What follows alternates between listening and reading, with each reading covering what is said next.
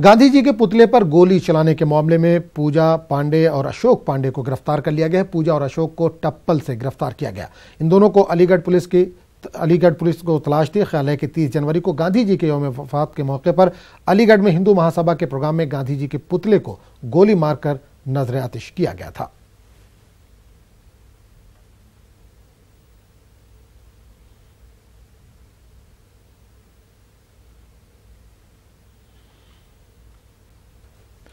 तो नाज़रीन, एक बार फिर बता दें कि गांधी जी के पुतले पर गोली चलाने के मामले में पूजा और अशोक पांडे को गिरफ्तार कर लिया गया है। पूजा और अशोक को टप्पल से गिरफ्तार किया गया। इन दोनों को अलीगढ़ पुलिस की तलाश थी। ख्याल है कि 30 जनवरी को गांधी जी के यौम वफात के मौके पर अलीगढ़ में हिंदू महासभा के प्रोग्राम में गांधी जी के पुतले को गोली मारकर उसे नजर आतिश किया गया था।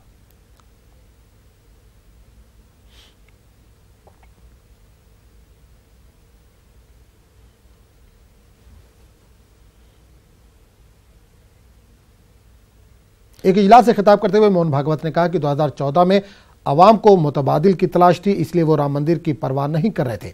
मोहन भागवत ने मजीद कहा कि अब राम मंदिर के अलावा कोई मुतबादिल नहीं है। इन्होंने कहा कि किसी की भी हुकूमत बने, मंदिर सबसे जरूरी है और वो बनकर रहेगा।